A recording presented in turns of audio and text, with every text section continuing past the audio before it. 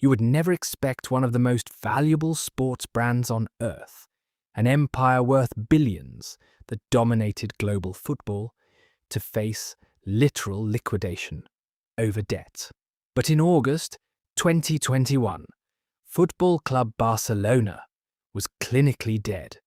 The club's total debt had ballooned to a staggering €1.35 billion. Their bank accounts were completely drained, leaving the organisation unable to pay basic staff wages, let alone register a new contract for the greatest player in football history, Lionel Messi.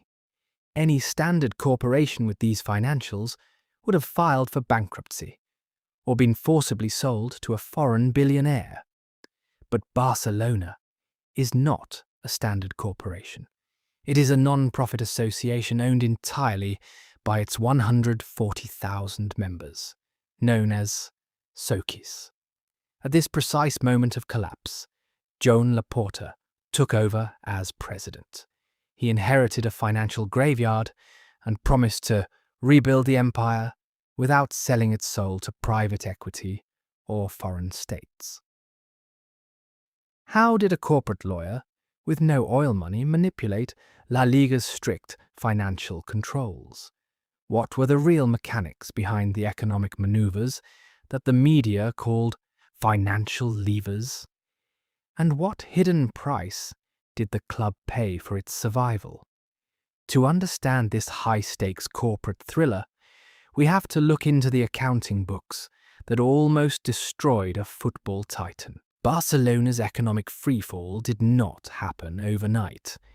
It was the result of a catastrophic chain of decisions hidden behind a glamorous facade of trophies. The collapse began in the summer of 2017, when Paris Saint-Germain triggered Neymar's €222 million release clause. Flush with cash, Barcelona's previous board, led by Josep Maria Bartomeu, panicked. Instead of strategic reinvestment, they embarked on a reckless spending spree. Philippe Coutinho signed for a fixed €135 million plus bonuses. Ousmane Dembele, acquired from Borussia Dortmund for €135 million.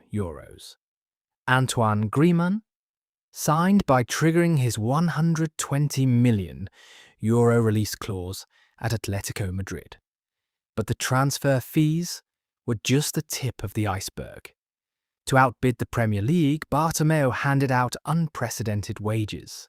By 2019, Lionel Messi's contract alone cost the club roughly €138 million per year gross.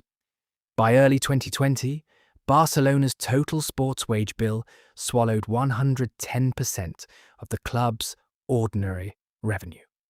In the sports industry, anything above 70% is considered a financial emergency. When the pandemic hit in March 2020, global tourism stopped. Ticket sales, stadium museum revenue, and merchandising plummeted to zero. The House of Cards collapsed. When Joan Laporta won the presidential election in March 2021 and opened the books, auditors revealed a negative net worth of €455 million. The club was in a state of technical default. By the summer of 2021, La Liga offered Barcelona an immediate lifeline through a centralized league-wide deal with the private equity fund CVC Capital Partners, called La Liga Impulso. Under the terms, the fund would inject cash directly into struggling clubs. For Barcelona, this meant an instant cash injection of roughly €270 million. This money would immediately solve their salary cap issues, allowing them to register Lionel Messi's pre-agreed contract. However, the deal carried a permanent trap. In exchange for the cash, CVC demanded 10% of all La Liga television rights revenue for the next 50 years. Laporta faced an impossible dilemma: satisfy the fans, keep Messi, and secure short-term survival, or mortgage a tenth of the club's media revenue for half a century.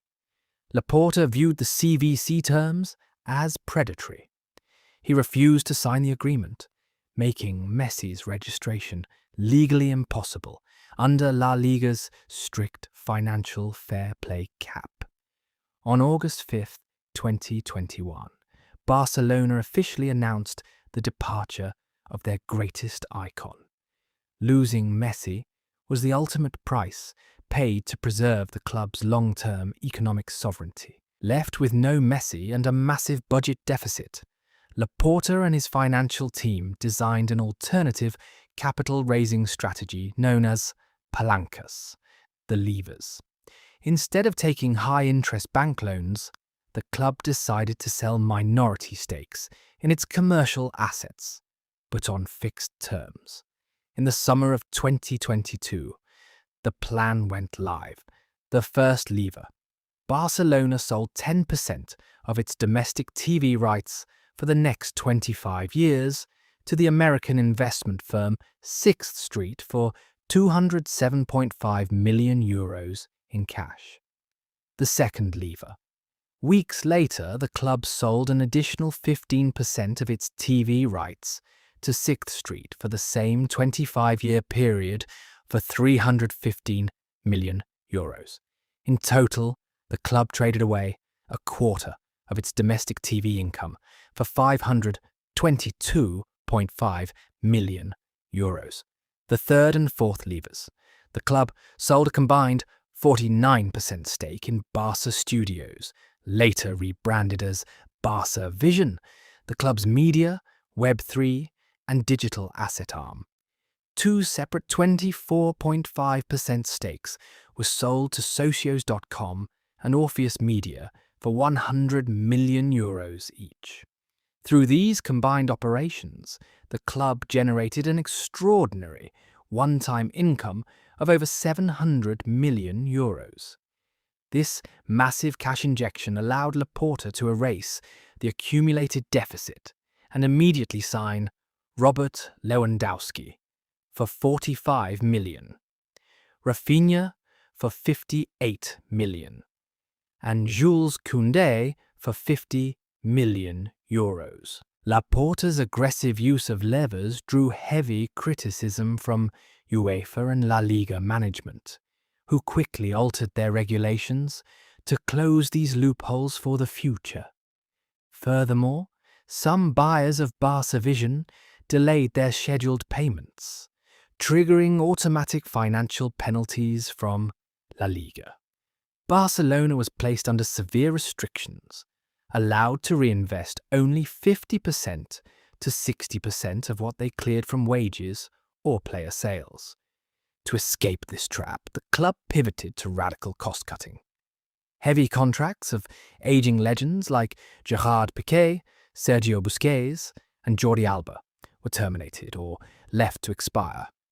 Concurrently, Laporta doubled down on the club's legendary academy, La Masia. Homegrown talents like Lamine Yamal, Pau Kubasi, Gavi, and Alejandro Balde were integrated into the first team. They required zero transfer fees, but exploded the squad's market valuation.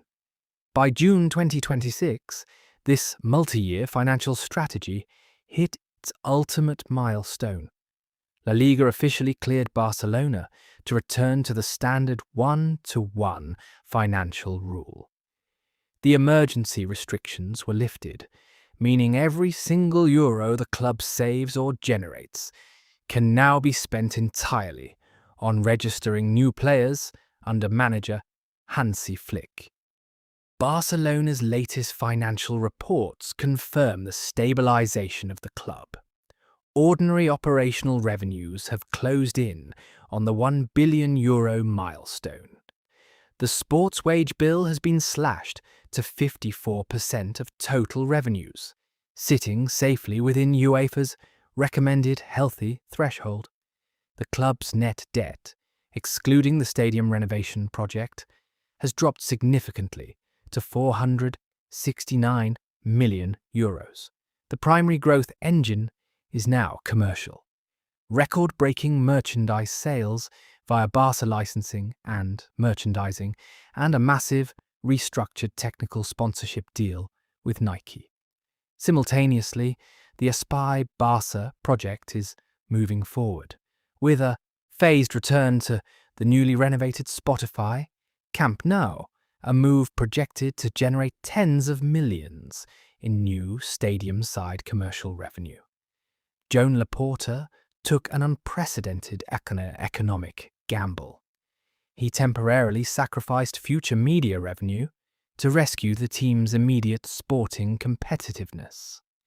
The story of Barcelona's survival proves that in modern football, a brand's power to generate global, commercial attention is more valuable than temporary losses on a balance sheet.